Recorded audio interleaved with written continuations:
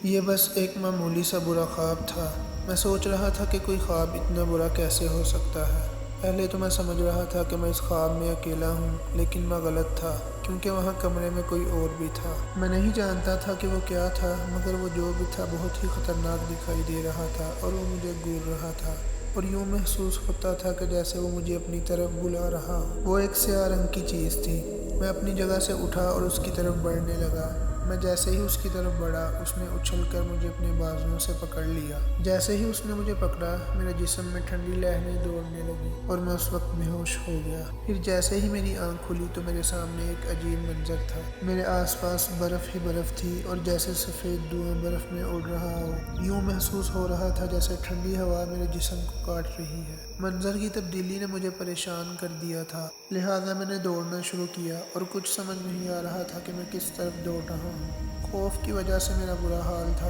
کافی دیر دوڑنے کے بعد مجھے ایک غار دکھائی دیا۔ اس غار کو میں اپنی آخری امید سمجھ کر اس میں داخل ہو گیا۔ غار میں کافی اندھیرا تھا۔ میں نے غار میں بھی دوڑ لگائی کہ اچانک مجھے ٹھوکر لگی اور میں گر گیا اور میں نے اپنے آپ کو ایک جنگل میں پایا۔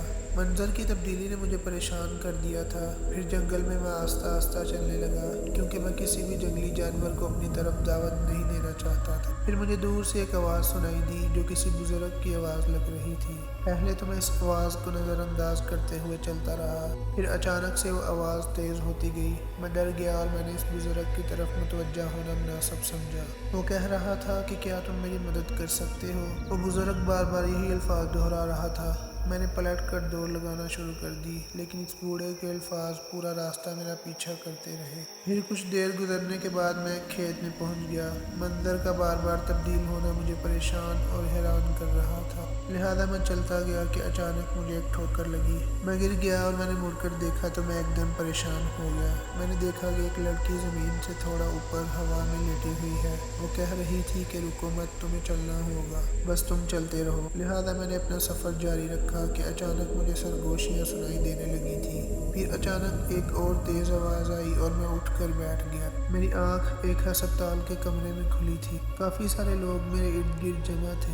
پھر اچانک ایک ڈاکٹر سامنے آیا اور اس نے مجھے بتایا کہ تم 2 سال سے کوما میں تھے۔ پولیس نے تمہیں تمہارے گھر کے پاس ایک جنگل سے اٹھایا تھا۔ تم وہاں زخمی حالت میں پڑے ہوئے تھے، اور اس ڈاکٹر نے مزید کہا کہ ہم نے کوما کے دوران تمہاری کہی ہوئی تمام باتیں لکھی ہیں، ان میں سے زیادہ تر ناقابل بیان ہیں۔ پھر اس ڈاکٹر نے مجھے پھولوں کا ایک گلدستہ دیا اور کہا کہ اب تم آرام سے سو جاؤ، تمہاری حالت اب کچھ بہتر ہے۔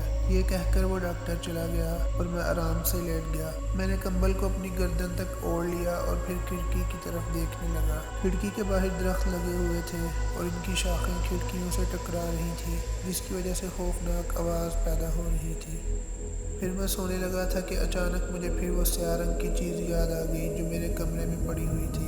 لہٰذا میں نے اپنی آنکھوں کو بند کر لیا، کیونکہ میں اس چیز کو دوبارہ یاد کرنا نہیں چاہتا تھا۔ پھر مجھے ایک ہلکی سی آواز سنائی دی۔ وہ آواز یہ تھی، سکون سے سو جاؤ، میں انتظار کر رہا ہوں۔ مجھے کچھ سمجھ نہیں آ رہا تھا کہ میرے ساتھ کیا ہوا ہے۔ میں کیسے کوما میں پہنچا؟ کیا وہ سب ایک خواب تھا یا حقیقت؟ میرے ذہن میں بہت سارے سوال تھے، مگر جواب کوئی بھی نہ تھا۔ Thanks for watching. اس طرح کی مزید ویڈیو دیکھنے کے لیے ہمارا چینل سبسکرائب کریں اور ساتھ میں بیل آئیکن کو دبانا نہ بھولیں، اور لائک شیئر بھی کریں، اور کمنٹ میں یہ بھی بتائیں کہ اگلی کہانی کس ٹاپک پر ہونی چاہیے۔